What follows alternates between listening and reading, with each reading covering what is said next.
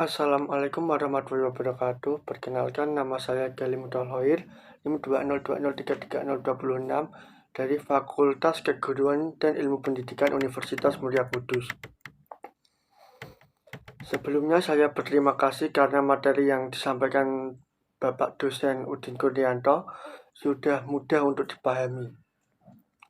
Selanjutnya di sini saya akan meringkas materi dari video yang disampaikan Bapak dosen Udin Kurnianto yang menurut sangat penting untuk dipahami.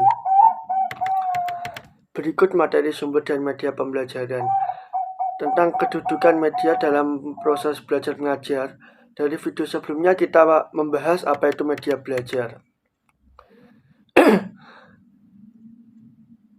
Pada pertemuan 4 kali ini kita akan membahas tentang kedudukan media dalam proses belajar mengajar.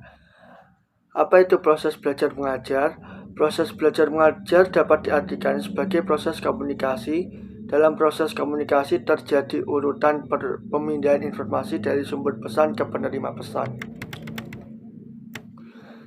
Jadi dalam proses belajar mengajar terdapat proses komunikasi dari penyampaian pesan menuju penerima pesan. Jadi bisa dikatakan proses komunikasi dalam pembelajaran itu dimulai dari guru yang menyampaikan pesan menggunakan media pembelajaran sebagai alat bantu sehingga pesan itu tersampaikan kepada penerima pesan, yaitu siswa atau gurunya itu sendiri, sehingga memperoleh suatu tujuan, yaitu hasil belajar untuk mengingat kembali materi vlog kemarin. Di sini saya akan mengulas sedikit tentang materi pengertian media.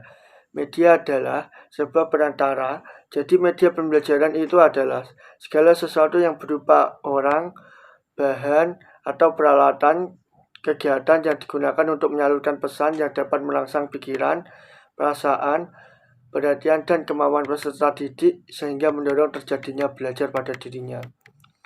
Fungsi media pembelajaran sendiri yaitu 1.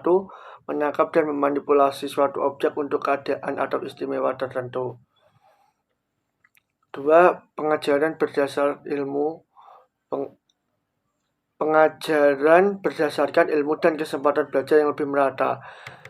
Manfaat media pembelajaran. 1. Pengajaran akan lebih menarik perhatian siswa. 2. Bahan pengajarannya akan lebih jelas maknanya.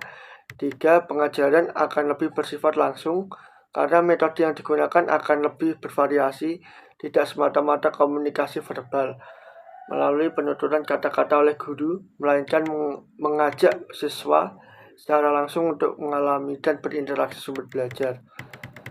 4. Siswa lebih banyak melakukan kegiatan belajar sebab tidak hanya mendengarkan uraian guru, tetapi juga aktivitas lain seperti mengamati, melakukan, mendemonstrasikan, dan lain-lain. Untuk klasifikasi media pembelajaran sudah saya jelaskan di video vlog ketiga saya. Klasifikasi media pembelajaran dapat dibedakan menjadi 3 jenis, yakni berdasarkan sifat dan jenis dulu. 1. Media auditif, 2. Media visual, 3. Media audiovisual. Berdasarkan teknik pemakaian. 1. Daya jangkau serentak, 2. Daya jangkau terbatas, 3. Manfaat secara individu. Di dalam suatu pembelajaran, pastinya kita memerlukan sebuah media. Berikut ini jenis-jenis media dalam suatu pembelajaran. 1. Media 2 dimensi seperti foto dan gambar. 2. Media 3 dimensi seperti patung, diorama. 3. Media proyeksi seperti slide, film strip. Yang keempat, lingkungan sebagai media seperti kebun, sekolah, pasar. Prinsip-prinsip pemilihan media. 1. Tujuan pemilihan karakteristik media pengajaran. 2. Karakteristik media pembelajaran. 3. Alternatif pilihan. Kriteria pemilihan media pembelajaran. 1. Ketepatannya dengan tujuan pembelajaran. 2. Dukungan terhadap isi bahan pelajaran. Yang ketiga yaitu kemudahan memperoleh media. Keempat, keterampilan guru menggunakannya. 5. Tersedianya waktu untuk menggunakannya. 6. Sesuai dengan taraf berpikir siswa. Manfaatan dan pemilihan media dalam pembelajaran itu dimaksudkan untuk mencapai tujuan pembelajaran yang optimal.